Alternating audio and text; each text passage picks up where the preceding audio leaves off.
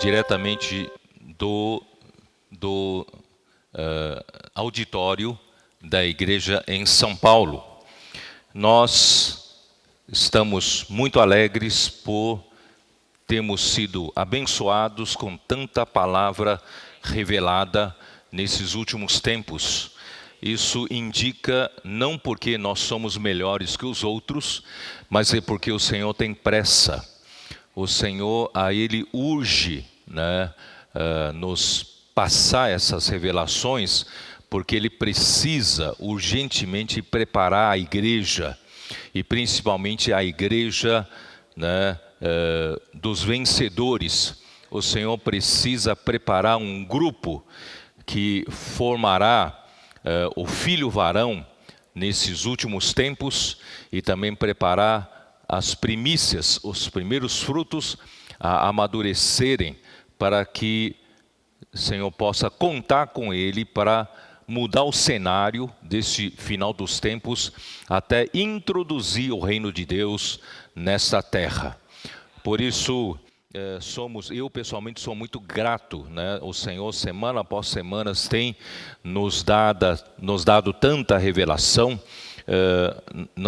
Eu creio que vocês devem saber que cada semana para nós, eu e o Ezra, cada semana para nós é uma luta constante de busca ao Senhor para saber o que Deus tem para a sua igreja, porque não é um ministro de Deus, um ministro da palavra, ele não apenas retira do seu conhecimento para passar uma palavra do conhecimento, mas um profeta de Deus precisa passar o que Deus quer falar, nesse exato momento, no tempo presente, para a sua igreja.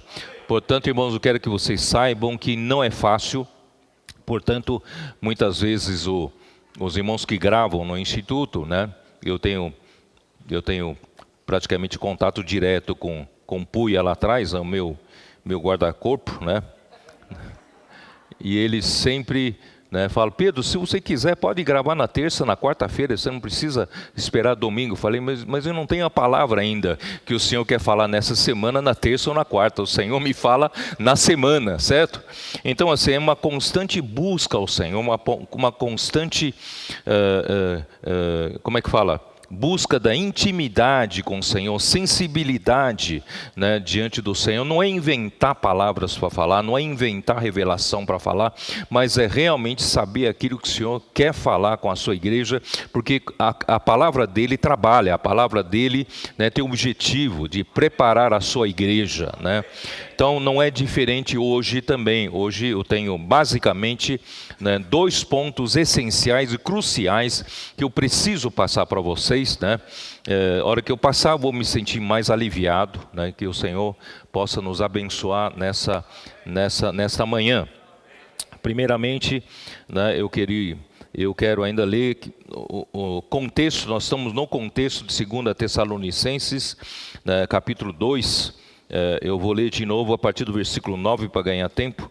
Ora, o aparecimento do iníquo é segundo a eficácia de Satanás, com todo o poder e sinais prodígios da mentira. Eu quero enfatizar esse ponto, que Satanás veio para semear mentira nesse universo. Por quê?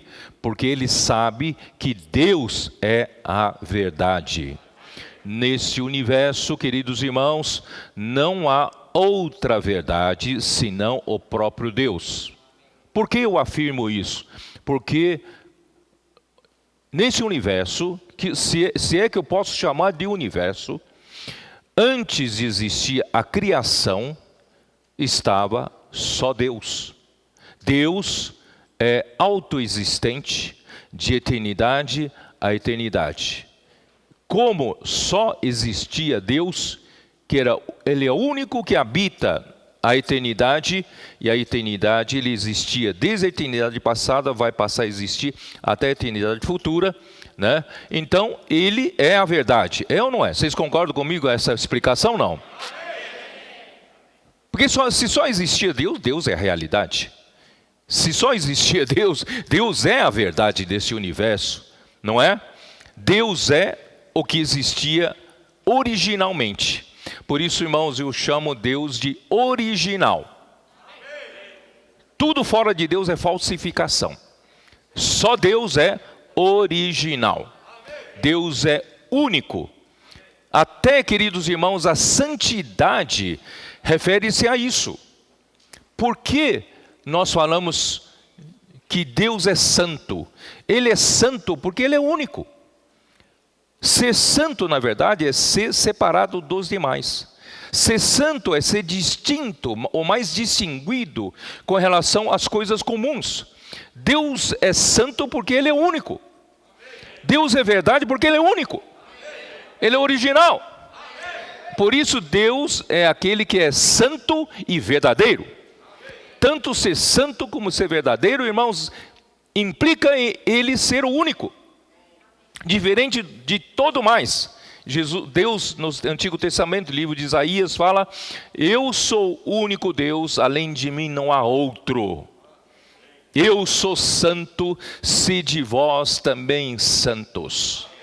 Amém? Tá bom. Então, estabelecido isso, já que Deus é a realidade, eu diria assim, a palavra grega, né, hipóstase, usada algumas vezes, principalmente em Hebreus 11, a hipóstase pode ser entendida como a realidade universal. A realidade nesse universo é a realidade fundamental, a realidade concreta, não é abstrata, é concreta. Queridos irmãos, ainda bem que nesse universo em que vivemos tem uma realidade concreta, fundamental, única, universal. É ou não é? Se você vivesse num universo que não houvesse a realidade fundamental, queridos irmãos, esse universo não sobrevive.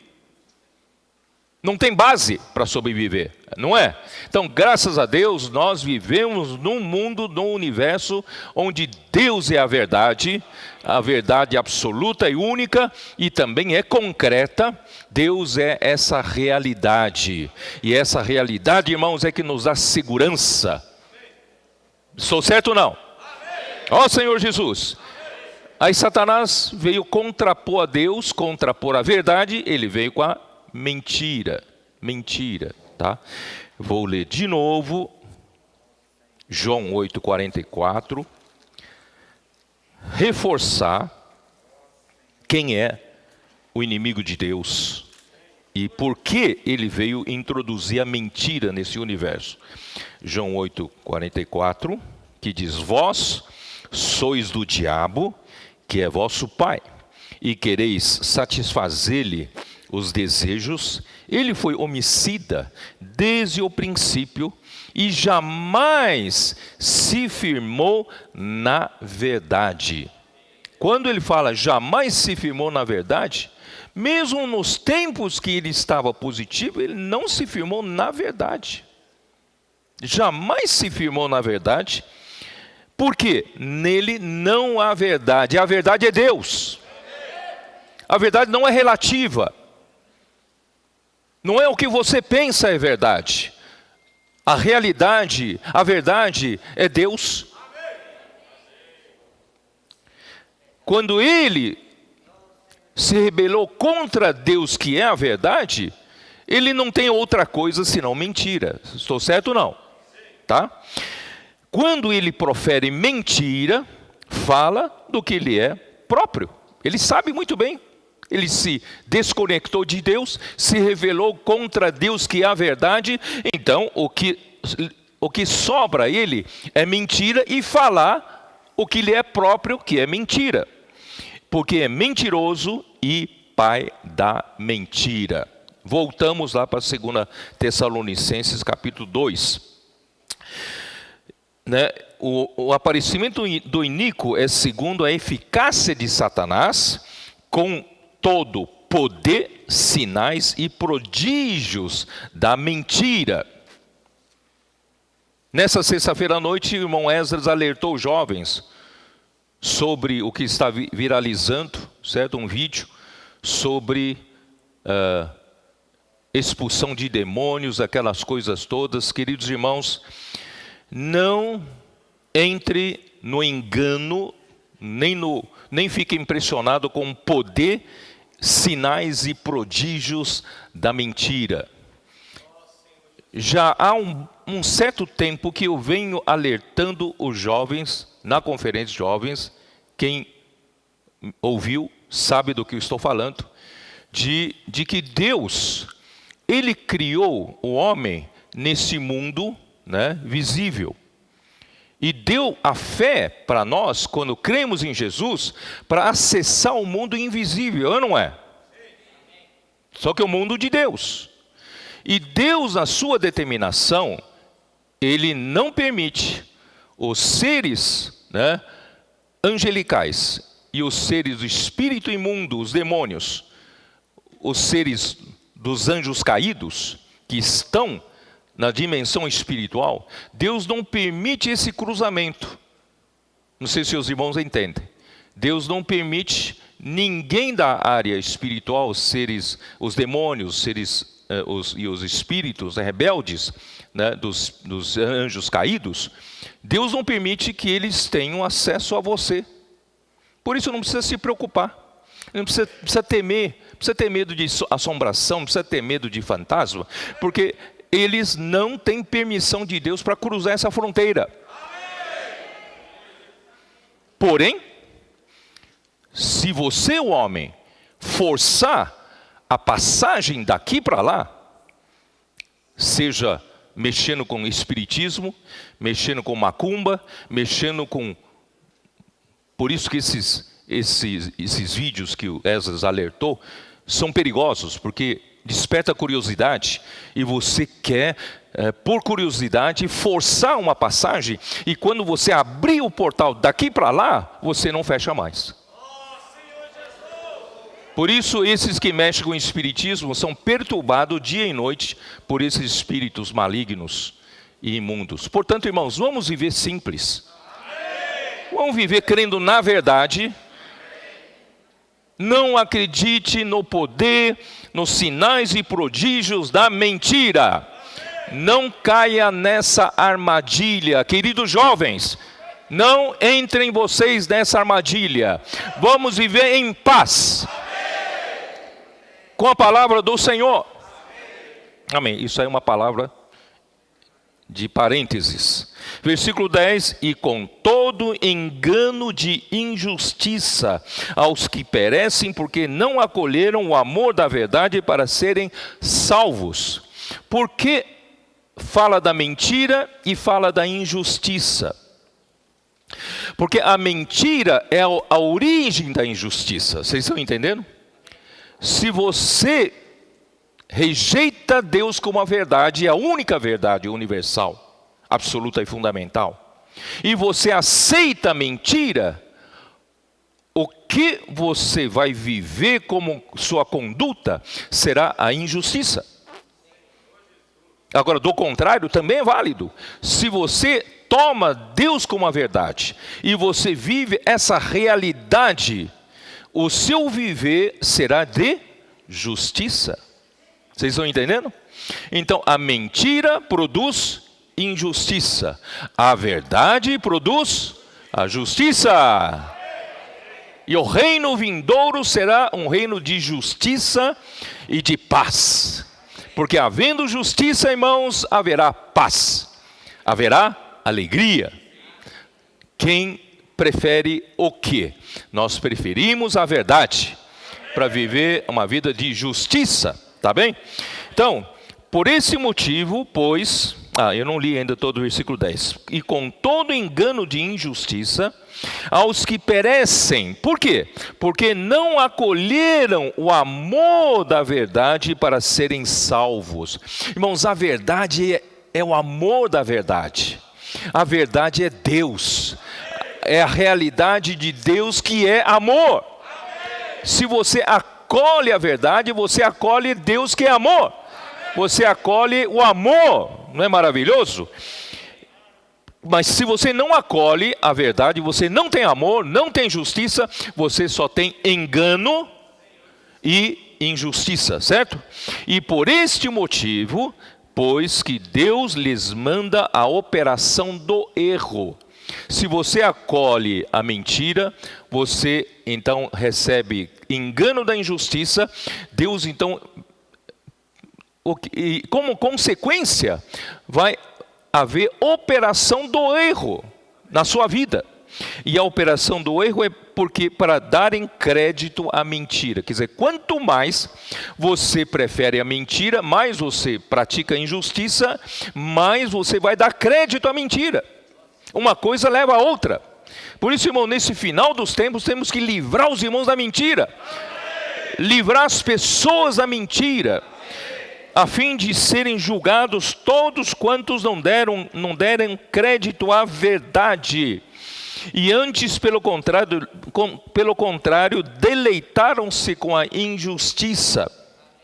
Eles não deram crédito à verdade, não acreditaram que a verdade é Deus.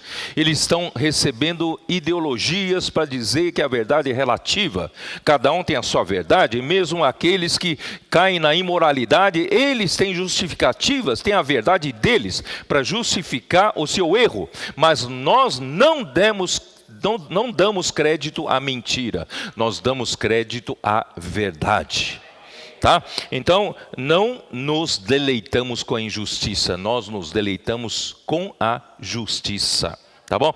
Bom, muito bem. Então, falado tudo isso, irmãos, eu quero apresentar, né, essa questão muito seriamente, que já venho falando, mas quero mostrar de uma vez por todas, vamos colocar isso como uma pedra fundamental, como um ponto final nisso. Irmãos, a verdade não é meramente um ensinamento bíblico. A verdade não é meramente uma doutrina bíblica. A verdade, vou repetir, irmãos, a verdade é Deus.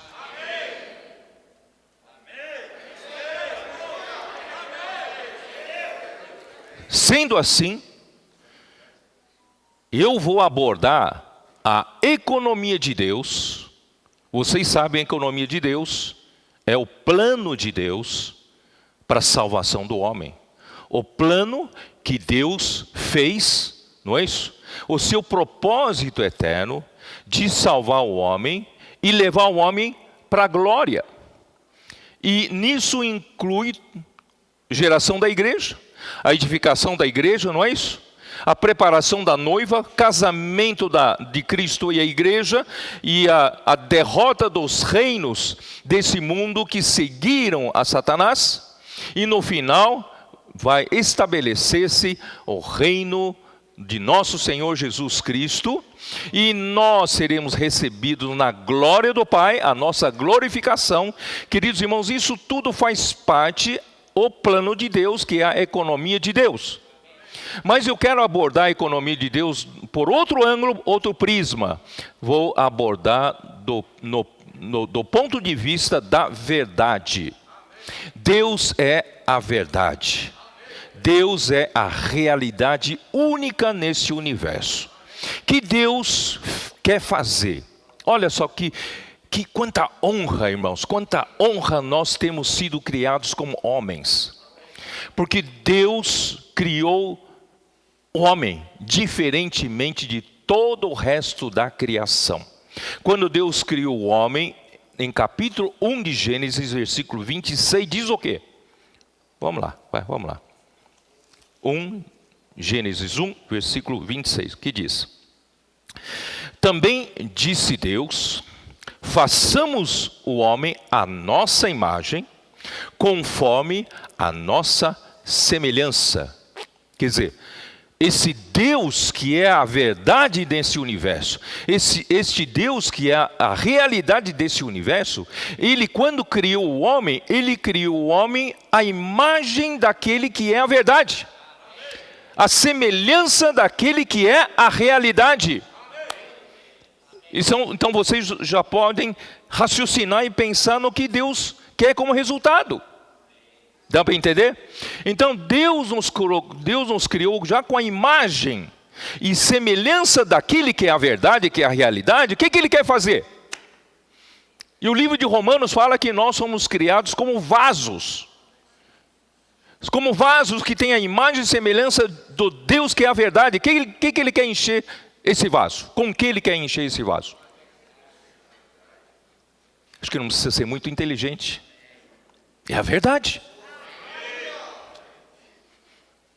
Se este Deus que é a verdade, que é a realidade desse universo, criou o homem com a imagem da verdade, com a imagem da realidade, o que ele quer fazer nesse vaso? Ele quer encher consigo mesmo. Ele quer encher consigo mesmo como a verdade, como a realidade. Os irmãos estão me entendendo? Ó Senhor Jesus, essa abordagem é uma abordagem nova com relação à economia de Deus, com relação ao plano de Deus, o propósito eterno de Deus. Portanto, irmãos, Deus quer transferir toda a realidade que é Ele para dentro de você e de mim. Tá? Então vamos com calma, tá? Então vamos lá. Romanos 1, versículo 16. Romanos 1, versículo 16. Senhor Jesus. Romanos 1, versículo 16. Para que serve o Evangelho de Deus? Vamos olhar por esse ângulo da verdade. Versículo 16.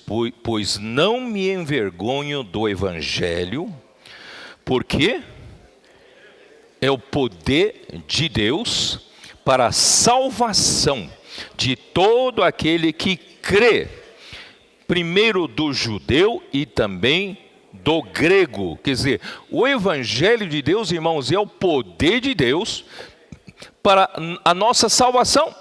Então, o Evangelho é para a nossa salvação. E Deus pôs poder no Evangelho, na palavra do Evangelho, capaz de nos salvar. Então, o que esse Evangelho tem de mais para operar esse grande milagre? Para salvar o homem, certo? Efésios 1. Eu vou voltar aqui para Romanos 1. Efésios 1.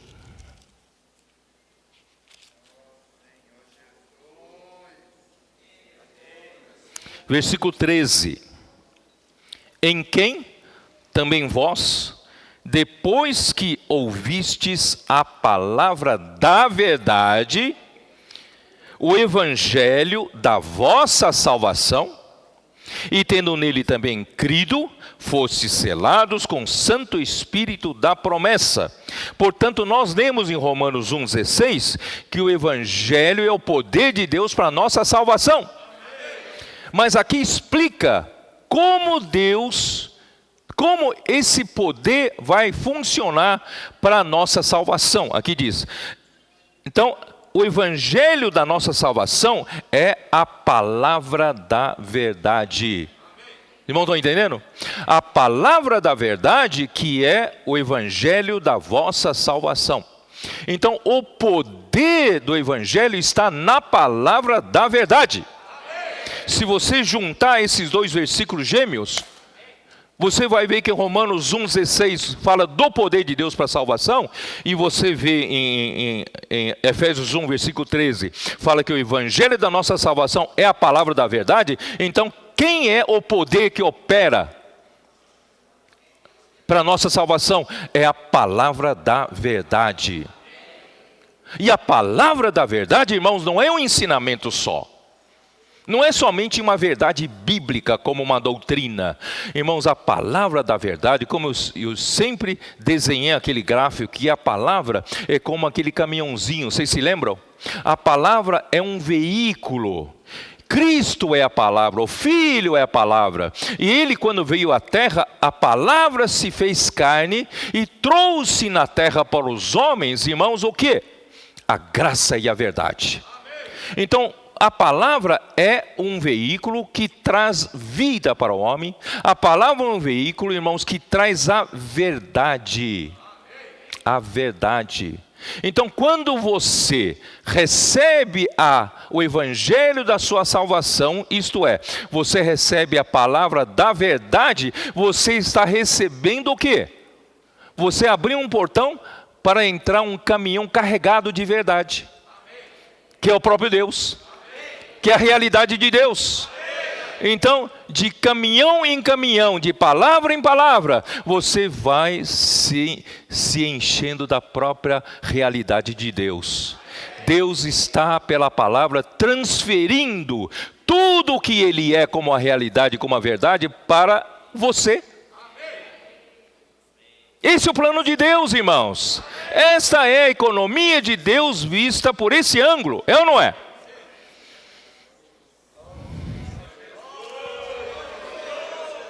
Vamos voltar para Romanos 1. Aí de novo, nós vamos ver, irmãos, uma luta entre a verdade e a mentira. Versículo 18, já li várias vezes. A ira de Deus se revela do céu contra toda impiedade e perversão dos homens que detêm a verdade pela injustiça. O interesse de Satanás, irmãos, que é o pai da mentira, é impedir que esse veículo da verdade chegue até nós. Ele detém, ele para aqui, ele não deixa a verdade chegar até o homem. Vocês estão entendendo? Porque ele sabe que quando a verdade chega no homem, é o fim dele. Porque ele é pai da mentira. Ele é mentiroso, não se sustenta, não é? Mas graças a Deus, irmãos, nós recebemos o evangelho da salvação, que é a palavra da verdade. Então, os homens detêm a verdade pela injustiça. A injustiça é como dissesse para esse caminhão: não, daqui você não passa, não vai alcançar esse homem não. Porque esse homem está sob meu domínio da mentira, do engano, da injustiça. É assim, irmãos, que os homens vivem. Por isso, queridos irmãos e irmãs, as irmãs, isso numa rede de cuidado, de conectadas. Os irmãos e irmãs saindo na comportagem dinâmica. Orando pelas pessoas. E vários irmãos também na vida da igreja estão contactando as pessoas pelas redes sociais, não é isso? O que nós estamos fazendo, irmãos? Vamos tirar esses homens da mentira. Vamos trazer à luz o evangelho. Olha, não é assim que fala, ó Senhor Jesus, eu não tinha pensado nisso. Vamos lá, 2 Coríntios, né, capítulo 4. Senhor Jesus.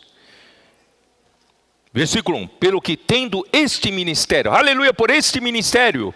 Irmãos, é um ministério que apresenta a verdade, que traz a verdade para o homem. Tendo este ministério segundo a misericórdia. Ouve aqui? Não desfalecemos. Não desfalecemos.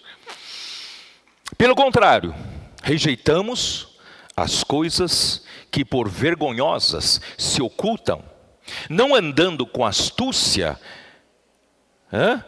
nem adulterando a palavra de Deus, antes nos recomendamos a consciência de todo homem na presença de Deus pela manifestação da verdade. Irmãos, um ministro da nova aliança não distorce a palavra de Deus.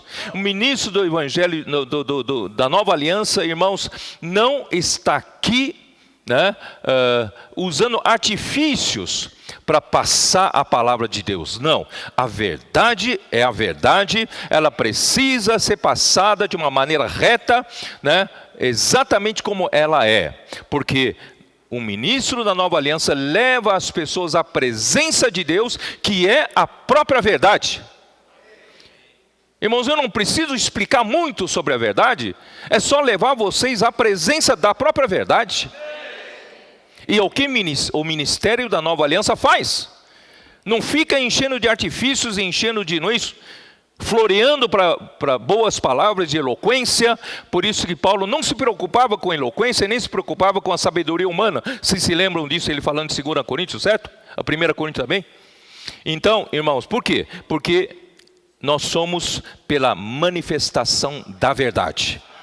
Mas, se o nosso evangelho ainda está encoberto, é para os que se perdem que está encoberto. Ainda está encoberto. Ainda estão cegados pelo engano, pela mentira. Muitos estão detendo a verdade pela injustiça. Versículo 4. Nos quais o Deus desse século, que é o diabo, Satanás, cegou o entendimento dos incrédulos, para que lhes não resplandeça a luz do evangelho da glória de Cristo, o qual é a imagem de Deus. Porque nós não nos pregamos a nós mesmos, não estamos pregando a nossa eloquência, a nossa fama, não estamos pregando para ganhar dinheiro. Nós pregamos Jesus Cristo como nosso Senhor, e a nós mesmos como vossos servos, por amor de Jesus. A nossa preocupação, irmãos, é com a verdade. A nossa preocupação não é explicar a verdade. A nossa preocupação é levar você para a presença da verdade. Levar você a ter contato com a palavra da verdade, porque nós não somos a verdade é Deus. A realidade é Deus, não é? Você pode gostar muito da minha pregação, a minha pregação em cima não é verdade, mas a minha pregação pode levar você à verdade. Vocês estão entendendo? Então não precisam ser meus fãs, seguidores, sejam seguidores da palavra da verdade. Seguidores da verdade. Amém? Oh, Senhor Jesus. Vamos lá, Romanos 1. Não consigo continuar lendo, né? Vamos lá. Romanos 1. É só para vocês entenderem essa dualidade entre verdade e mentira, tá? Senhor Jesus, deixa eu ver o tempo, né? Então vamos. Versículo 19, continuando. Porquanto que de Deus se pode conhecer é manifesto entre eles, porque Deus lhes manifestou. Irmão, se Satanás usa a injustiça para deter a verdade, mas irmãos, todos nós, mesmo os mais impiedosos, vivem nesse mundo que Deus criou, com a natureza que Deus criou. E a própria natureza, irmãos, por mais que o homem queira afastar Deus da sociedade humana, mas nós ainda todos os dias desfrutamos da luz solar, desfrutamos do dia, do calor, é ou não é? Da água que bebemos, da comida que nós recebemos, é ou não é? Então, só pela natureza que Deus criou, é impossível negar a existência de Deus. Por mais que o homem queira afastar Deus dos homens, mas irmãos, aqui diz: porque os atributos invisíveis de Deus, assim como o seu eterno poder, como também a sua própria divindade, claramente se reconhecem desde o princípio do mundo, sendo percebidos por meio das coisas que foram criadas. Tais homens são, por isso, indesculpáveis. Nesse final dos tempos, o mistério da iniquidade vai afastar os homens de Deus, vai afastar a Bíblia de Deus, vai afastar a palavra de Deus, vai afastar a verdade absoluta, não é isso? Eles vão inverter tudo isso, mas eles não conseguem evitar do mundo em que eles viveram pela criação de Deus, Deus está aqui. Os irmãos não entendem o que eu quero dizer? Por mais que o homem trabalhe contra Deus, mas eles vivem desfrutando das coisas que Deus criou. É ou não é? Porquanto, tendo conhecimento de Deus, não o glorificaram como Deus, nem lhe deram graças, antes se tornaram nulos em seus próprios raciocínios, obscurecendo-se-lhes o coração insensato. O que quer dizer isso, irmãos? Quando você abraça a mentira e você rejeita a verdade, você sabe que os seus raciocínios ou os seus pensamentos, quando você tira a verdade da sua mente, dos seus pensamentos, que sobra, irmãos? Que sobra? Se você tira a realidade da sua mente, o que sobra é um vazio só. É zero, nulo. É ou não é? Os seus raciocínios, se você tirar a verdade da jogada, o que sobra é zero. Seus raciocínios são nulos, são vazios, são vácuo. Tem nada, tem nada. É ou não é? E então vazios aqui, nulos aqui, é ausência da verdade. E os obscurecendo-se-lhes significa escurecer, ausência de luz. Se você não tem a verdade, não tem luz, porque Deus é luz. Você não quer a verdade, não tem amor, porque Deus é amor. Se você não quer a verdade, você não tem luz, porque Deus é luz. E não tem luz, você vive no escuro. Você não tem a verdade, você vive no vazio, em nulidade, zero. Você é zero, tem nada. Por mais que você se ache sábio, não é isso que versículo 22, inculcando-se por sábios, tornaram-se loucos. Loucos aqui é tolos, estúpidos. Eles se acham muito inteligentes, pregam que a verdade é relativa, não é isso? E difundem tantas ideologias para perverter, né, os homens, afastando o homem da verdade, introduzindo a injustiça, mas mal sabe eles estão agindo como tolos. Tudo é tolice, estupidez, é ou não é? E mudaram a glória do Deus incorruptível em semelhança da imagem do homem, de homem corruptível, bem como de aves, quadrúpedes e répteis. Isso tudo é artimanha de Satanás, em vez de adorar um Deus que não precisa de imagem física, é ou não é? Porque Ele é a verdade. Agora, com imagens físicas, ainda com coisas corruptíveis. Por isso Deus entregou tais homens à imundícia pela concupiscência de seu próprio coração, para desonrarem o seu corpo entre si. Irmãos, isso já vem de tempos, esse desonrar o seu corpo, a imoralidade, cometendo imoralidade com seus corpos, irmãos, já vem de tempo. Sodoma e Gomorra é um bom exemplo sobre isso, uma perversidade tal, não é isso? Que nunca se viu assim na história, pelo menos do nosso conhecimento. Mas, irmãos, isso já vem de tempo, por quê? Porque os homens rejeitaram a verdade, preferiram a mentira, certo? E hoje as coisas estão caminhando de uma forma mais feia, nessa imoralidade. Está ou não está? Por isso Deus entregou, é isso que já li, né? Pois eles mudaram a verdade de Deus em mentira. Quando eles mudam a verdade de Deus em mentira, adorando e servindo a criatura em lugar do Criador, o qual é bendito eternamente. Amém. Ó Senhor Jesus. Bom, eu não vou ler muito mais. Capítulo 2, Romanos capítulo 2, versículo 2. Bem sabemos que o juízo de Deus é segundo a verdade contra os que praticam tais coisas. Deus precisa de uma base para julgar esses impiedosos, esses que praticam a injustiça, que seguem a mentira. Irmãos, Deus vai julgar com que base? A base de julgamento de Deus é a verdade. Por isso, irmão, se você estiver do lado da verdade, bem-aventurado és. Tá? O versículo 7 do capítulo 2. A vida eterna aos que perseveram em fazer o bem, procuram glória, honra e incorruptibilidade, mas ira e indignação aos facciosos que desobedecem à verdade e obedecem à injustiça. Ó Senhor Jesus, é isso mesmo.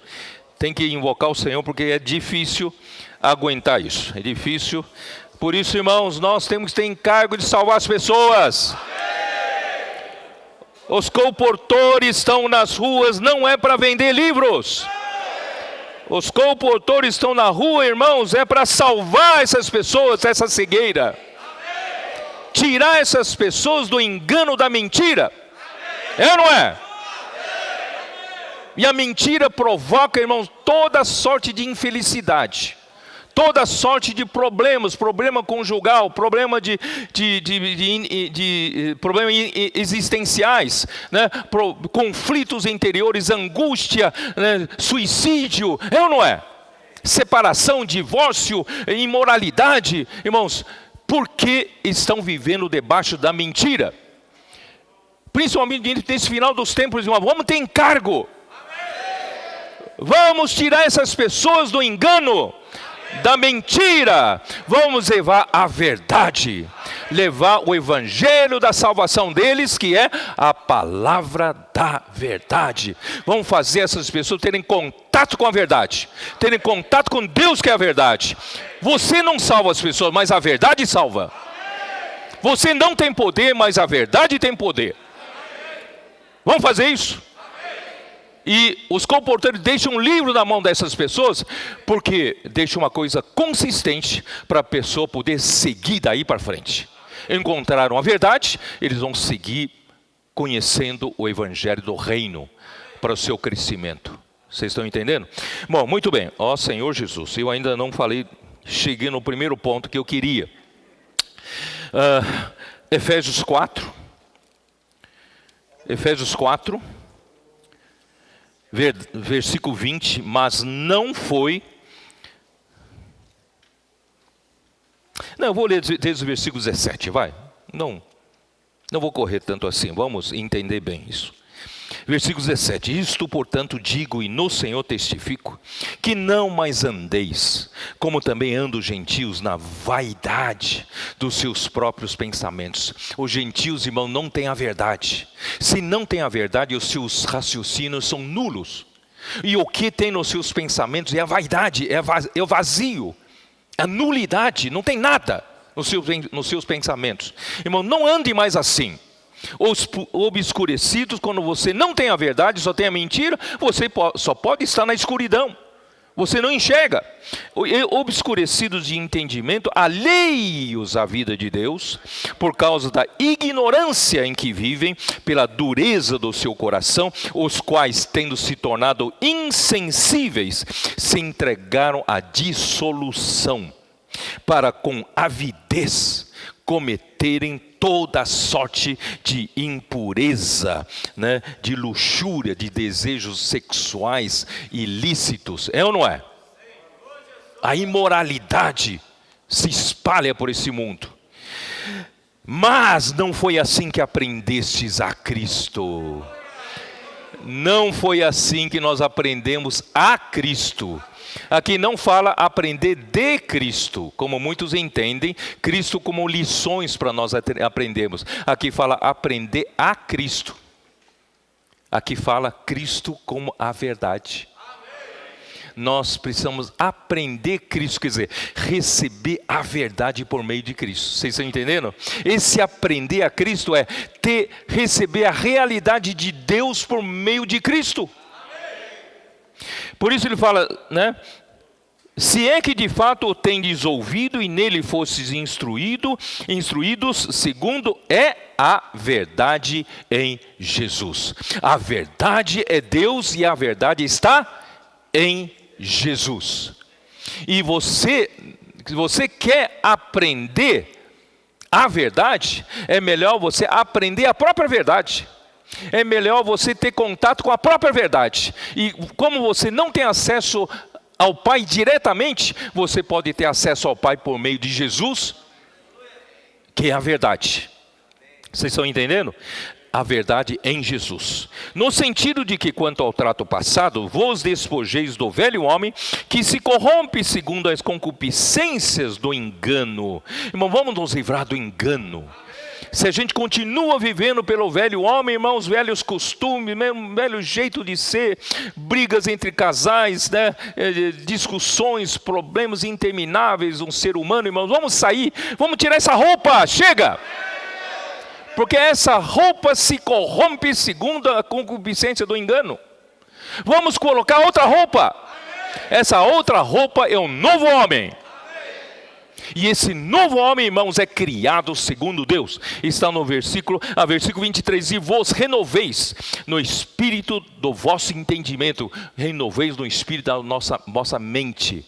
Essa mente vazia, essa mente cheia de o quê? Vaidade. Essa mente com seus raciocínios nulos, de Romanos 1, não é isso? Irmãos, agora precisa ser renovada. Essa renovação, irmãos, é quando você renova sua mente, você troca de roupa. Vamos trocar de roupa? Vamos mudar nossa mente? Para de seguir a sua mente anterior. Para de seguir o jeito, a velha maneira de vida. Chega! Não tem mais tempo a perder. É hora de escolher. Vamos fazer uma escolha hoje. Vamos fazer? Vamos escolher a verdade? Em lugar da mentira? Vamos escolher o novo homem? Em lugar do velho homem? Não queremos mais ser enganados pelo velho homem, pelas concupiscências do engano. Nós queremos, irmãos, seguir a verdade em Jesus. E esse novo homem criado segundo Deus em justiça e santidade, procedentes da verdade, provenientes da verdade. Então, irmãos, Deus é a verdade. Se você recebe Deus por meio de Jesus Cristo como a verdade, você vai ter realidade de Deus aqui dentro de você. E essa verdade, irmão, dessa verdade emanam a santidade e a justiça. A santidade não é apenas uma mudança de comportamento exterior. A santidade, irmãos, é resultado dessa realidade de Deus que foi transferida para você. Se você tem Deus como a verdade, quanto mais você tem a verdade em você, não objetivamente em Deus, que Deus é a verdade, mas Deus quer transferir toda a verdade para você, e o quanto de verdade você tem transferida em você, é o quanto de justiça você vive, é o quanto de santidade você vive. Amém? Senhor Jesus. Então, a economia de Deus. Vou ter que voltar para João 1, já estou falando tantas vezes, espero que vocês não fiquem entediados. Capítulo 1 de João, irmãos, mostra que no princípio era a palavra, no princípio era o verbo. Deus inacessível, habita na luz inacessível, nenhum homem jamais viu a Deus. Mas graças a Deus, irmãos, o Filho é a palavra de Deus, o Filho é o verbo de Deus, o Filho pode ser acessado. Deus ninguém acessa, mas o Filho pode ser acessado, porque o Filho é a palavra, o Filho é o verbo, aleluia! E o verbo estava com Deus, e o verbo era Deus. O Filho é Deus. E você pode acessar. O Pai você não tem como acessar, mas o Filho, você pelo Filho acessa o Pai. Aleluia. Então versículo 14. Esse verbo, essa palavra, ele se fez carne. O verbo se fez carne. Deus se preocupa tanto com o homem, porque o homem foi criado à imagem e semelhança de Deus. O homem foi criado à imagem e semelhança da própria verdade, da própria realidade. Então Deus precisa introduzir a verdade e a realidade nesse homem que é o vaso da verdade. Então esse verbo que é Deus acessível para nós, chegou até nós, habitou entre nós, cheio de graça e a verdade. Vocês estão entendendo? Então a graça, por que graça? Porque, irmãos, é a maneira de Deus poder se chegar até o homem pecador. O homem pecador, irmãos, não tem condição nenhuma de sequer ser justo diante de Deus, mas graças a Deus pelo trabalho do Filho que se encarnou, um homem, pelo seu trabalho redentor, a morte na cruz, sangue derramado, não é? Deus então nos resgatou de volta para Ele. Então Deus pôde nos dar Ele mesmo, que é a verdade, como graça, gratuita. Irmãos, é de graça. Você vai dizer, mas eu não tenho condições, eu sou muito ruim, eu sou muito fraco, eu sou muito defeituoso. Irmãos, não se preocupa, é de graça. Isaías 55 fala, vós que os que têm sede, os que não têm dinheiro, vinde, comprai e comei. Sem dinheiro e sem preço. Porque Deus sabe que nós não temos condição de pagar preço nenhum. Não é isso? E nem temos dinheiro nenhum, dinheiro celestial, para comprar graça, para comprar Deus, desfrute de Deus. Irmãos, graças a Deus, Deus se deu gratuitamente. Então, irmão, pela fé, nós temos acesso a Deus. Pela fé, irmãos, a fé, né? Hebreus 11, versículo 1 fala, a fé é a hipóstase das coisas, é isso, né? Que se esperam. A fé é a certeza das coisas que se esperam. E essa palavra certeza, irmãos, é hipóstase. A fé é a hipóstase das coisas que se esperam. Ou melhor, eu vou dizer assim, a fé é a realidade das coisas que você espera. Você espera ser glorificado. Você espera Deus se salvar totalmente. Você espera Deus, né? Deus um dia, não é isso? Faça você crescer, a chegar à maturidade, chegar a ser filhos herdeiros, não é isso? Herdar juntamente com Cristo todas as coisas. Não é isso que você espera? Depois da sua salvação? Então a fé é a realidade. A fé vai tornar real tudo isso que você espera. Então, irmãos, a fé, graças a Deus, a fé nos tira de vivermos por esse mundo visível. Nós estamos muito acostumados só pelo mundo visível.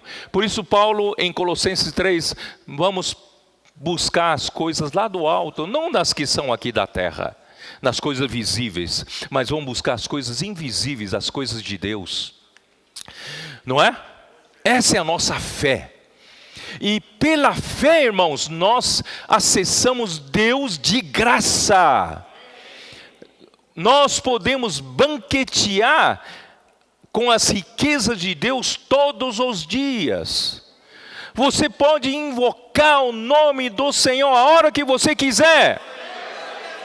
Oh Senhor Jesus! Quando eu era jovem, muito maturo ainda, achava que no banheiro não podia invocar o Senhor. Não é um lugar apropriado para isso. Irmão, você pode invocar a qualquer lugar.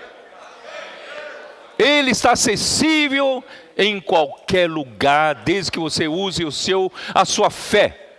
Invoque o nome do Senhor, contacte a palavra pela oração, orar e ler a palavra, não é isso? Você pode cantar os hinos, você pode falar os hinos, você pode orar também, né? Você pode viver a vida da igreja, quer dizer, você tem tudo isso como a graça que você está desfrutando. Semana após semana, Deus tem sido fiel em nos suprir a sua palavra, é ou não é?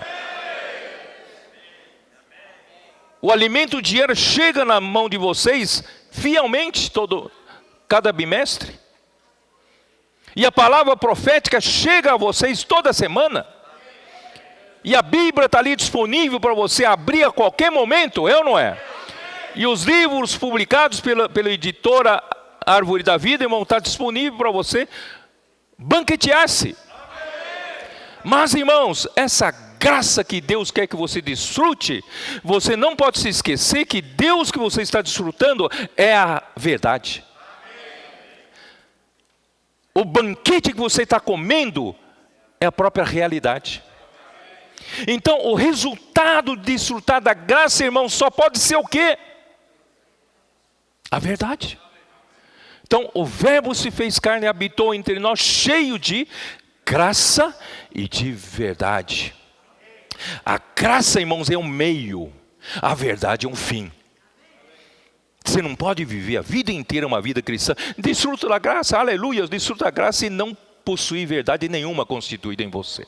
Nós precisamos desfrutar da graça e precisamos constituir-nos com a verdade, sedimentar a realidade de Deus em nosso ser, para nós termos uma vida de justiça. Tá bom, então vamos lá. Ó Senhor, vamos lá para Hebreus capítulo 11, versículo 1. Vou chegar a falar do primeiro ponto que eu queria falar.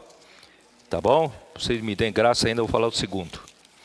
Hebreus 11, perdão, Hebreus 11, não, perdão, vou falar da Hebreus 1, vai. Agora eu vou falar da Hebreus 1. Hebreus 1, versículo 1 diz assim: havendo Deus outrora falado muitas vezes e de muitas maneiras aos pais pelos profetas. Irmãos, o falar de Deus, irmãos, é a palavra da verdade.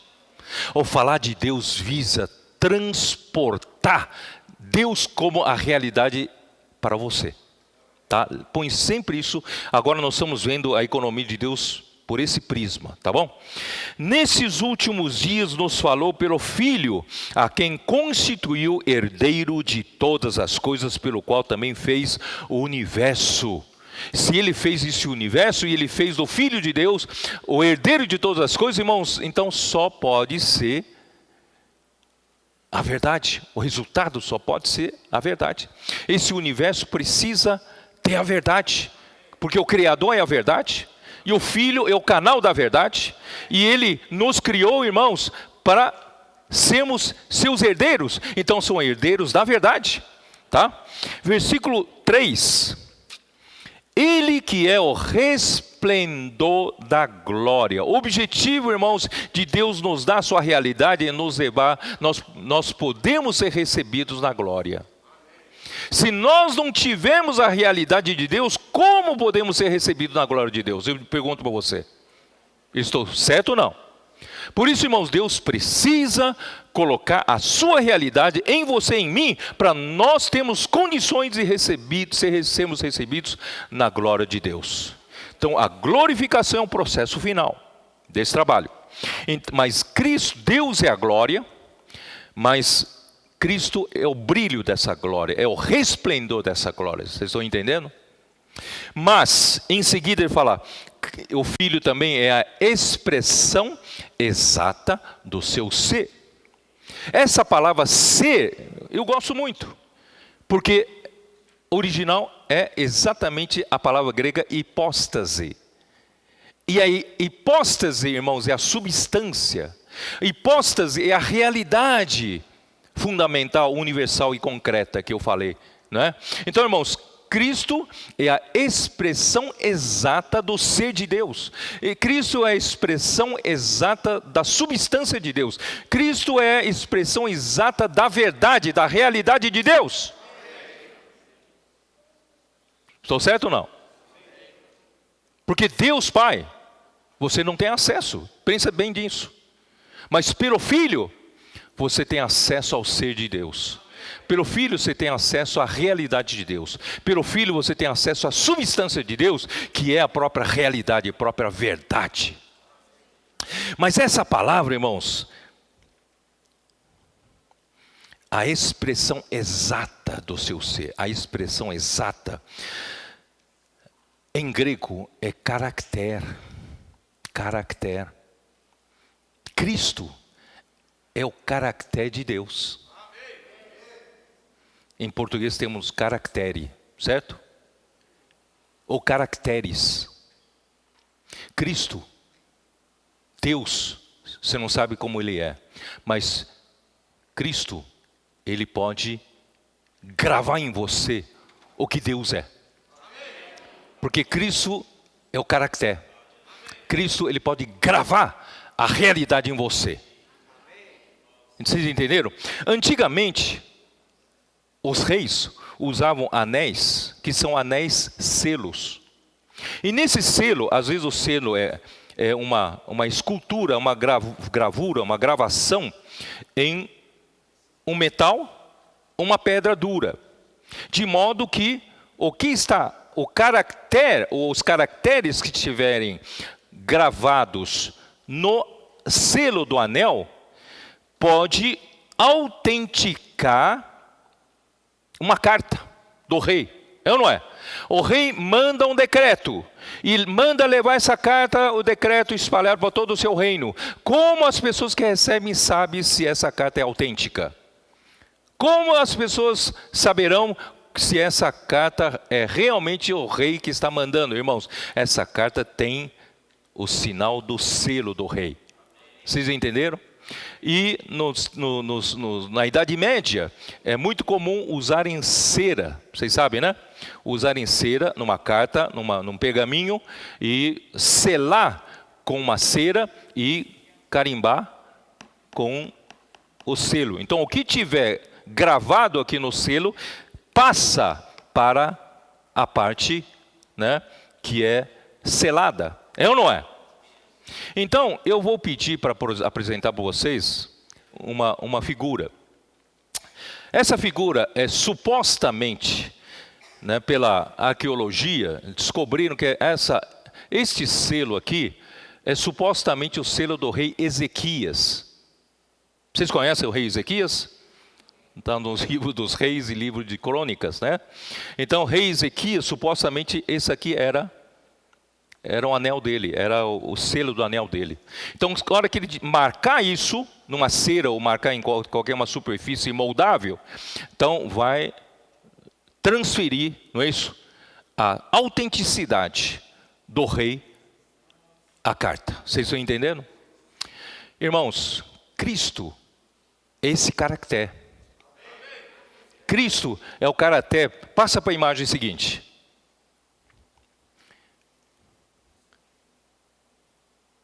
Dá para ampliar um pouquinho? Cristo, eu coloquei, Moisés perguntou para o Senhor, Senhor, qual é o teu nome? Para eu poder dizer para o povo, o meu povo e também ao faraó, que tu me enviaste. E Deus falou para ele, eu sou o que sou, certo? E logo em seguida ele explica que Abraão, Isaque e Jacó, eu me dei a conhecer como El Shaddai, como Deus Todo-Poderoso e Suficiente. Mas o meu nome é YHWH. E está escrito em hebraico, toda a volta ali, YHWH. Claro, transliterado para o nosso alfabeto. Irmãos, Cristo, claro, eu estou fazendo uma ilustração, tá? Cristo é como se fosse, irmãos, esses caracteres de Deus. E Deus quer gravar isso em você. Deus quer bater esse selo em você. Pá! Mas não com tinta. Não com tinta. Ele quer gravar mesmo em você. Isso está em alto relevo. Vai gravar em você. Vamos ver 2 Coríntios 2. Ó Senhor Jesus. 2 Coríntios 2. 2 Coríntios 3. Deus quer gravar Ele mesmo em você. Deus quer gravar a sua verdade em você. Deus quer gravar a sua realidade em você. Capítulo 3, versículo 2. Vou ler desde o versículo 1, vai. Começamos porventura outra vez a recomendar-nos a nós mesmos, ou temos necessidade, como alguns, de carta de recomendação para vós outros ou de nós? É muito comum, né, o homem apresentar o outro segundo a credibilidade que o original tem, para apresentar o outro, recomendar o outro. Então, uma carta de recomendação. Irmãos, e a carta de recomendação vai ser de acordo com a credibilidade de quem enviou, certo ou não? Então, assim são as cartas de recomendação humana. Mas, irmãos, carta de recomendação humana é limitada. Carta de recomendação humana está baseada na credibilidade da pessoa que mandou. Mas, irmão, nós não somos carta de recomendação de nenhum homem. Nós somos a carta de recomendação de Deus. Então, essa carta é escrita, aqui diz aqui, vós sois a nossa carta escrita em nosso coração, conhecida e lida por todos os homens. Essa palavra escrita, em grego, é egrafo. Egrafo. Egrafo é gravada, inscrita, esculpida em vocês. Então, irmãos, não é carimbo com tinta, mas é gravado em nós. Versículo 3. Estando já manifestos como carta de Cristo, produzida pelo nosso ministério. Irmãos, o ministério da Nova Aliança tem a capacidade de gravar Deus, que é a verdade e a realidade, em nós. Está se escrevendo, gravando uma carta viva em nós. Deus está escrevendo com a sua verdade, com a sua realidade em você e em mim. E aqui diz, produzida pelo nosso ministério, inscrita ou gravada, não com tinta, não é com tinta, mas pelo Espírito do Deus vivente. Irmãos, é pelo Espírito, Deus está gravando em nós, pelo Espírito do Deus vivo. A própria realidade de Deus está sendo gravada em você. Deus, que é a verdade, está sendo gravado em você, porque Cristo é o caráter de Deus. Ó Senhor Jesus. E aqui diz o que? Continuando. Não em tábuas e pedras. No Antigo Testamento, os 10 mandamentos foram gravados em tábuas e pedra. Mas no Novo Testamento, irmãos, nós temos o ministério da Nova Aliança, não se grava mais em pedras. Se grava agora em quê? Na carne. Mas em tábuas de carne. Irmãos, por que carne? Porque, irmãos, Deus tem que gravar enquanto eu e você estivermos nessa carne. Deus tem que gravar enquanto estivermos vivos. Porque a hora que morrer, irmãos, não tem mais chance. Vocês estão entendendo? Por que aqui fala em tábuas de carne? Porque, irmão, nós temos que estar na carne para poder, vivendo ainda nessa carne, para Deus poder gravar em nós o que Ele é, a sua realidade, a sua verdade. Por isso, irmão, vamos aproveitar enquanto estamos vivos. Não espera morrer para isso. Enquanto estou vivo, irmãos, há tempo de Deus gravar a sua realidade em tábuas de carne. E que é o que? Isto é, nos corações. Ele quer gravar Deus como a realidade e verdade no seu coração. Então passa para outra figura. Cadê a outra figura? É esse caráter gravado em nosso coração. É o terceiro. Gravado em nosso coração. O coração tem que estar batendo, irmãos. Porque o coração parou de bater, não tem mais chance para ser gravado, tá bom? Então o coração tem que estar batendo para Deus gravar a realidade em nós. E o objetivo dele, irmãos, é transferir toda a sua realidade em você. Próxima figura.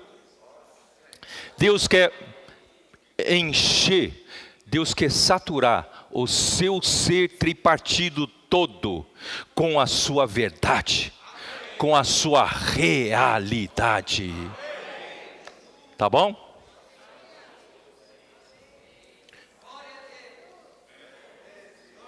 Eu vou parar para esse primeiro tópico, tá bom? Vou passar para o segundo tópico, pode ser? Vocês entenderam o primeiro tópico? Deus quer fazer de você o quê? Um que recebe toda a verdade e realidade de Deus em você enquanto você está na carne. Isto é, eu tenho que terminar aqui, vai. 1 Timóteo 3, tem que terminar aqui, senão não completa o processo. 1 Timóteo 3, 15, como diz: para que, se eu tardar, fique ciente de como se deve proceder, já o viver, comportamento, como se deve proceder na casa de Deus, que é a igreja do Deus vivo, coluna e baluarte da verdade. Eu não gosto muito desse termo baluarte, porque pelo menos nos termos de engenharia civil, eu não consigo entender muito bem o baluarte. Na verdade, aqui fala de alicerces, fala de fundamentos, fala de fundação e fala de base. Tá bom? Então, eu prefiro traduzir assim, só para ser mais simples. Coluna e base da verdade. É coluna, né, que sustenta um prédio, mas para transferir a carga para o solo, para a terra, precisa de uma fundação, precisa de uma base, precisa de um fundamento. A versão King James atualizada traduziu para fundamento, né? Coluna, né, coluna e fundamento da verdade. Isso está na King James atualizado. Então, só para facilitar, eu prefiro coluna e base da verdade. Então, irmãos, nós temos que ter a verdade em nós, e a igreja como um todo, nós vamos sustentar a realidade de Deus. Quem quer ver como Deus é, né? Quando Jesus veio à terra, tinha que ver em Jesus. Mas agora, irmãos, Deus faz com que os homens tenham que ver a verdade na igreja. Então, aí no versículo 16, evidentemente grande é o mistério da piedade. Que mistério da piedade, irmãos? Piedade é Deus manifestado na carne. Deus sendo visto no nosso comportamento, no nosso viver. Isso é piedade. Então, o grande mistério da piedade que é aquele que foi manifestado na carne. Jesus foi o primeiro que cumpriu o mistério da iniquidade, porque se via na conduta de Jesus a verdade. É ou não é? Deus. E agora Deus quer que Deus seja visto na sua carne, na minha carne. Isso é o mistério da piedade. A verdade de Deus finalmente está sendo vivida por meio de nós. Temos a realidade de Deus e a nosso viver será de justiça. Vou encerrar aqui no primeiro tópico, tá bom? E o segundo tópico? Qual é o segundo tópico? Irmão, segundo tópico, por isso que o título dessa mensagem é hora de fazer a sua escolha. Irmãos, dá para fazer escolha hoje ou não? Você vai escolher a verdade ou a mentira? Você vai escolher a justiça ou a injustiça?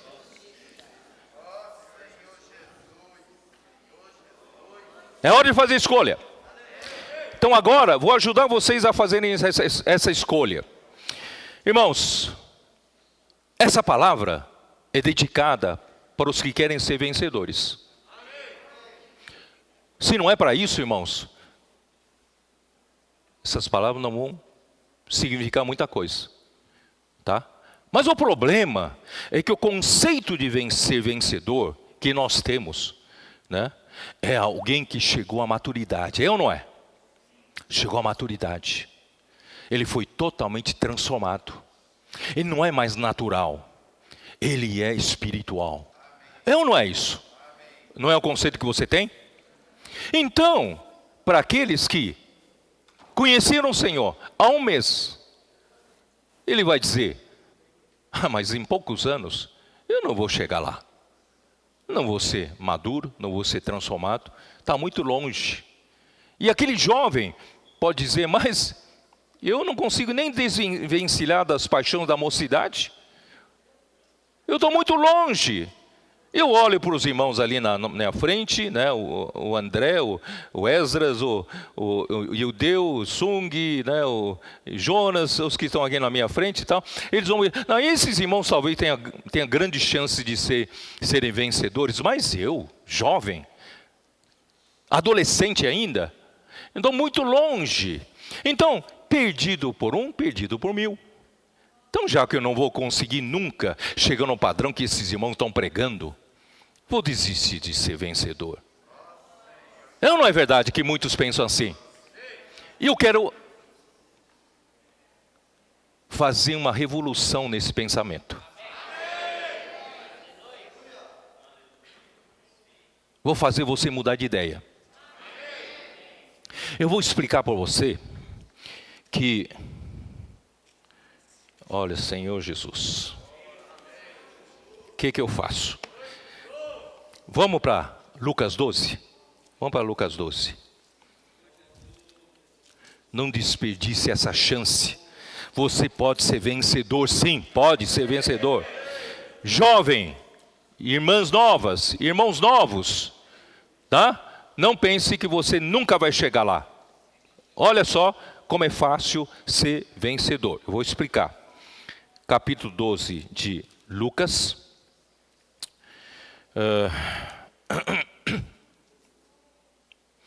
Capítulo de Lucas 12, a partir do versículo 22, ele fala de uma mudança de postura. Deus olha para isso. Deus quer que você mude de atitude. Mude de postura daqui para frente e você vai ser vencedor. Daqui a pouco eu vou explicar por quê.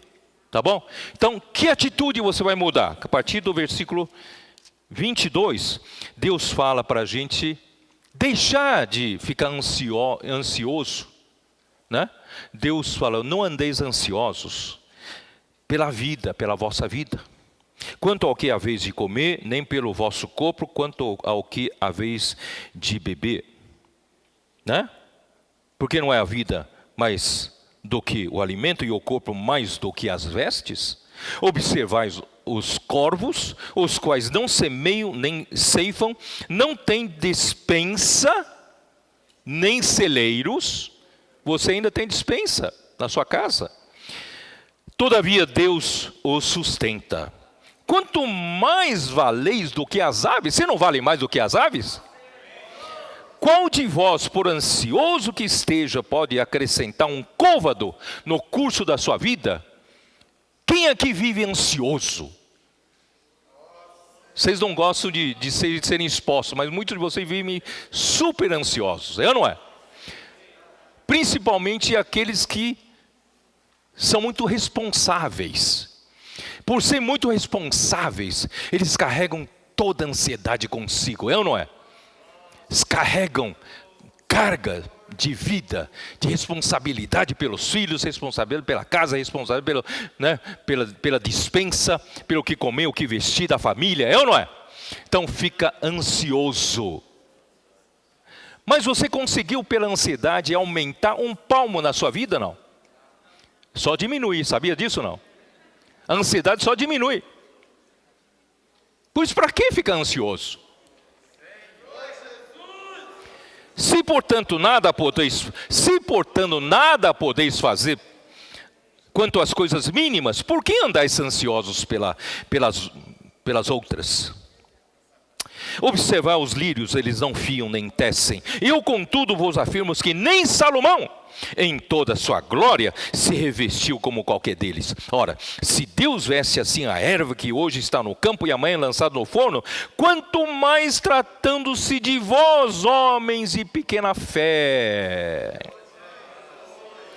Não andeis, pois, a indagar o que haveis de comer ou beber, não vos entregueis a inquietações, porque os gentios de todo o mundo é que procuram essas coisas, mas vosso Pai sabe que necessitais delas. Buscai, antes de tudo, o seu reino, e estas coisas vos serão acrescentadas.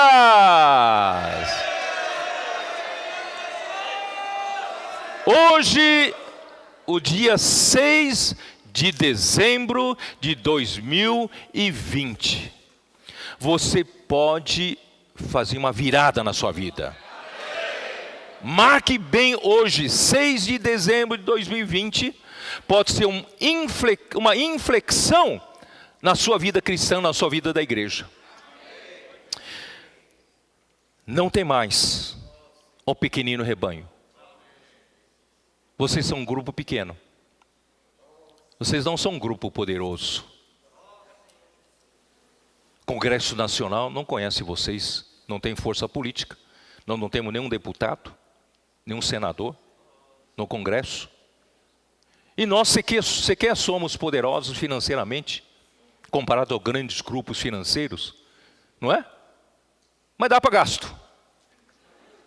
Dá para avançar com a obra do Senhor. É ou não é? E os irmãos têm sido fiéis nas ofertas, graças ao Senhor. Mas nós não aparecemos no mundo. Nós somos um pequenino rebanho. Mas Deus está revelando a esse pequenino rebanho, irmão, todas as palavras da sabedoria. Não temais o pequenino rebanho, vocês que se julgam imaturos, vocês que se julgam incapazes de ser vencedores, vocês que se julgam muito infantis, vocês se julgam ainda cheios de defeitos, cheios de problemas, estão longe de maturidade, mas vocês fazem parte do pequenino rebanho.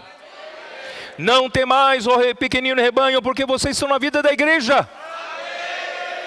Vocês estão tendo acesso a essas palavras.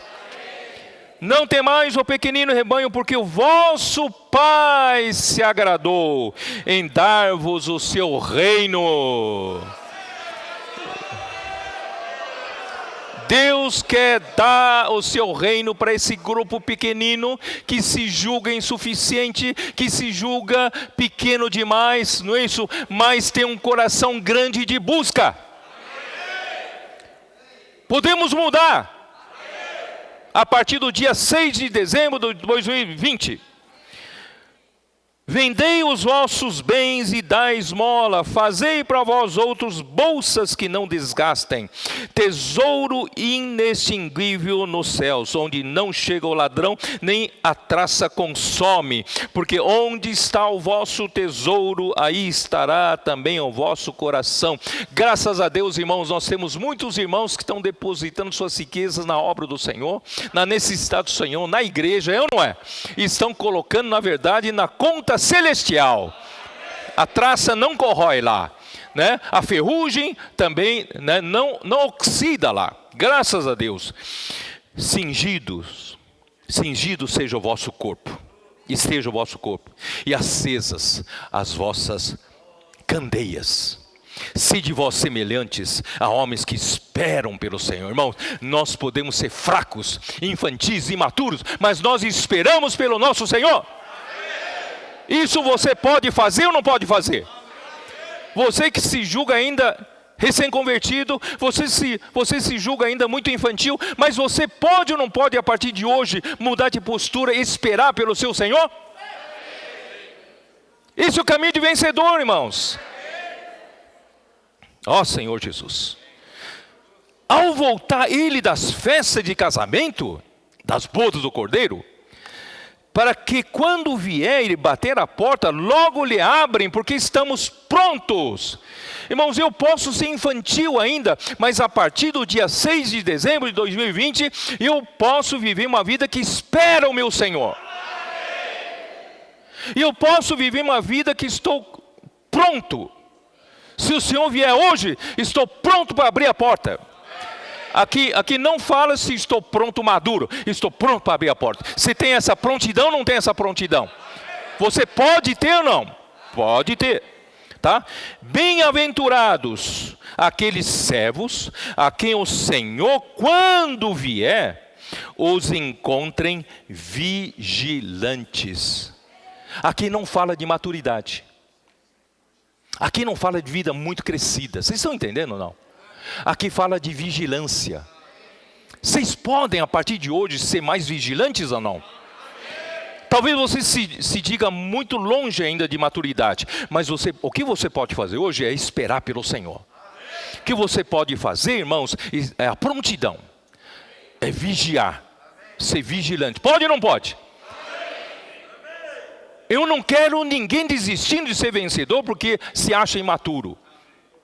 Todos podem ser vencedores se mudarem de atitude, de postura a partir de hoje, dia 6 de dezembro de 2020. Vamos, a partir de hoje, irmãos, não andar ansiosos pelo que havemos de comer e beber. Vamos lutar pelo reino de Deus. Ainda que eu seja um pequenino, mas eu espero a volta do Senhor. E eu quero estar pronto para a volta do Senhor. E essa prontidão, irmão, não significa eu chegar a alcançar o estágio de maturidade. Não significa. É o estado de vigilância. Você tem um estado de vigilância. Tá bom? Olha só em seguida.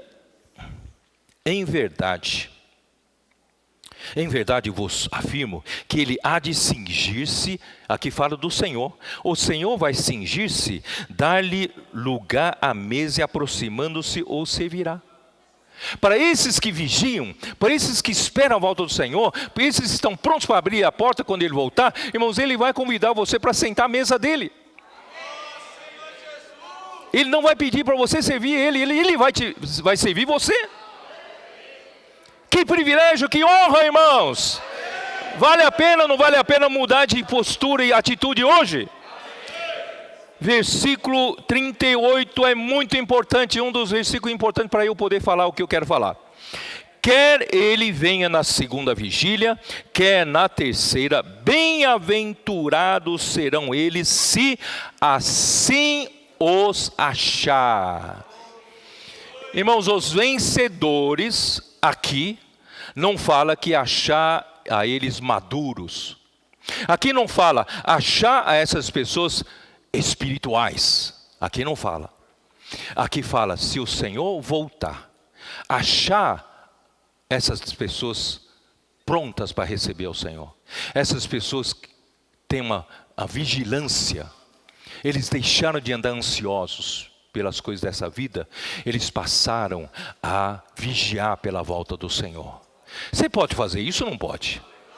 Esqueça sua imaturidade. Esqueça sua falta de crescimento até o dia de hoje. Mas se você, a partir de hoje, você amar a volta do Senhor, se você, a partir de hoje, você vigiar pela volta do Senhor, e quando o Senhor voltar, encontrar você fazendo isso, você será vencedor.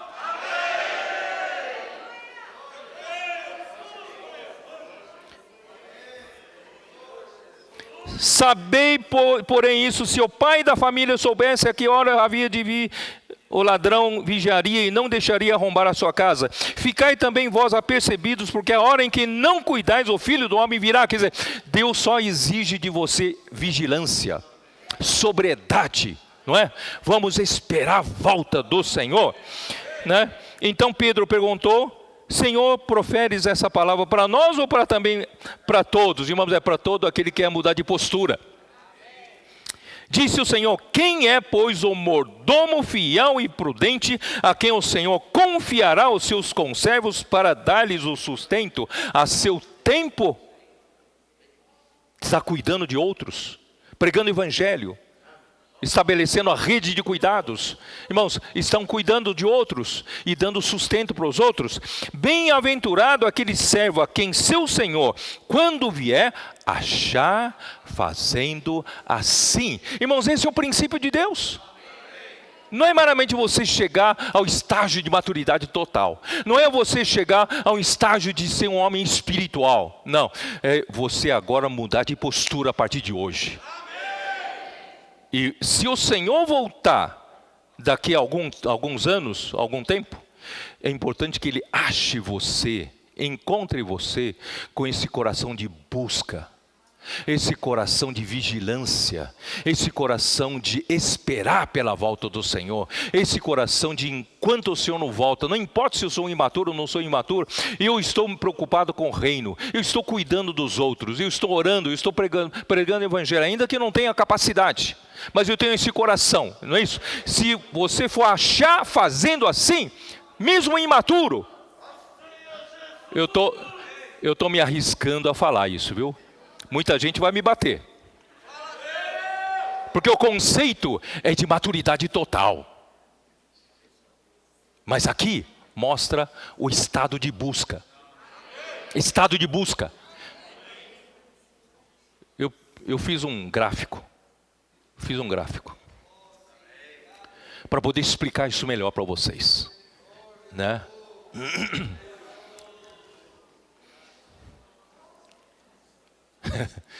Não entenderam nada, né? Entenderam nada. Eu vou explicar aqui. Pode não? Ô Puia, posso ir para cá? Aqui nós temos o eixo do tempo. Eixo do tempo. Eixo X. O eixo Y, eixo vertical, é o estágio de maturidade.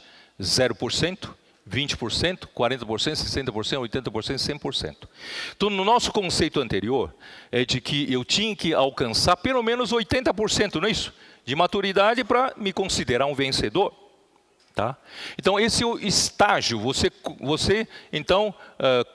consegue computar isso pela maturidade, pelo grau de maturidade, pelo estágio de maturidade. Mas eu quero mostrar uma coisa para você, por esses versículos que nós lemos, tá bom? Vocês estão vendo essa primeira linha aqui, laranja? Aqui no ano 0, refere-se ao momento em que você se converteu. Você se converteu no ano 0.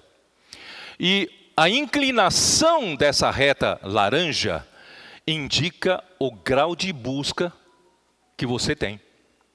Se o grau de busca que você viveu até o dia de hoje for de pouca busca, então a inclinação do seu histórico, que é representado por essa reta, é muito pouco inclinado. Vocês entendem? Então pode levar 60 anos de vida cristã, porque em média o homem tem 60 anos de vida cristã, tá bom? Tem que tirar enquanto você é criança, né, só quando você é salvo e até você partir para o Senhor. Então você tem mais ou menos 60 anos de vida útil. Por essa inclinação, até 60 anos você não terá chegado nem no estágio de 50%. Estou certo ou não estou certo? Não é?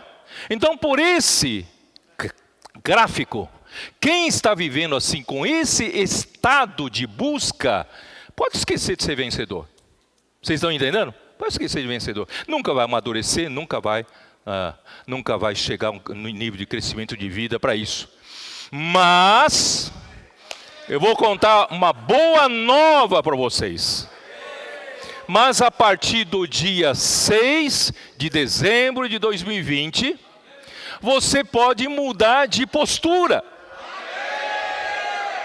Você pode mudar de atitude. Você passa então não mais viver pela ansiedade da sua vida, não mais viver pelo que haverá de comer e beber e vestir-se, né? Você passar então a colocar as coisas do reino do Senhor em primeiro lugar. E o Senhor não vai deixar você morrer de fome, Ele vai cuidar de você, certo? E você, a partir desse dia, você esperar pela volta do Senhor. Você buscar o reino de Deus. Você não precisa ser um super espiritual. Você não precisa imitar homens espirituais e ser um homem maduro, que você não é. Mas você pode mudar de postura, pode ou não pode? Mudar de postura significa mudar de ângulo de inclinação da reta. Então você tinha um ângulo alfa 1. Eu não coloquei aqui, isso aqui é alfa 1, que é pouca busca. Mas no dia 6 de dezembro de 2020, você ouviu o evangelho, veio a palavra da verdade, chegou até você, dizendo que você tem condições de ser um vencedor. Você passou a mudar de postura. Você passou do ângulo alfa 1 para alfa 2.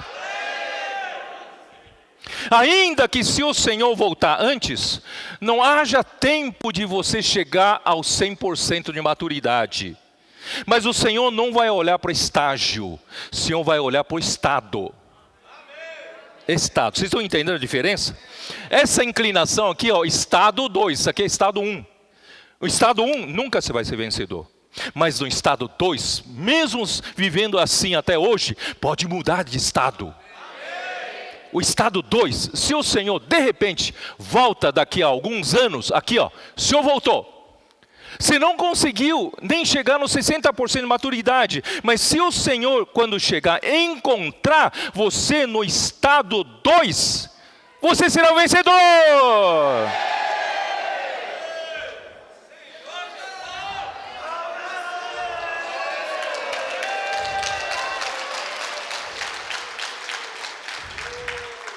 Eu vou parar.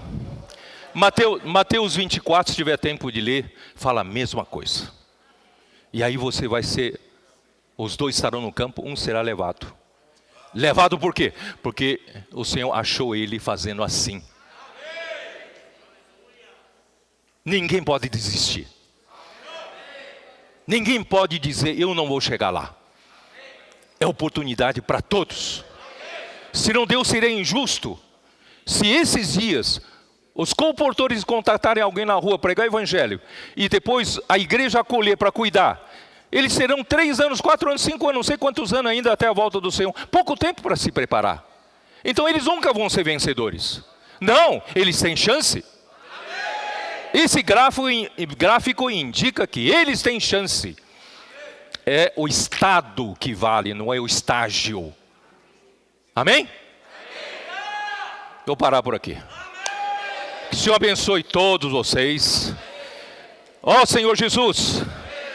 Senhor, eu quero orar, Senhor, por todos os irmãos que estão nos ouvindo, todos que estão tendo acesso a essa palavra. Faça de nós, Senhor, vencedores.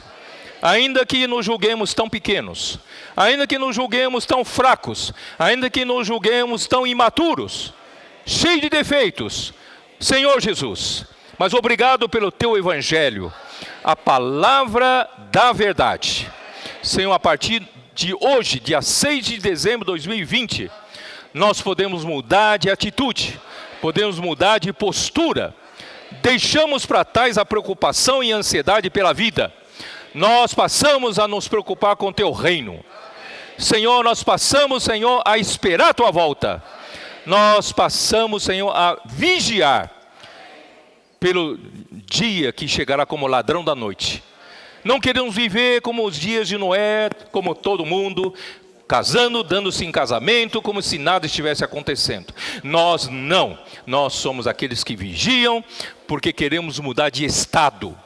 Ainda que não atinjamos o estágio de maturidade, mas o nosso estado vai nos salvar, para sermos vencedores, a noiva que se casará com Cristo.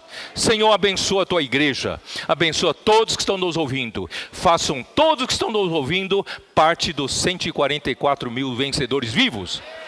Jesus é o nosso Senhor. Amém.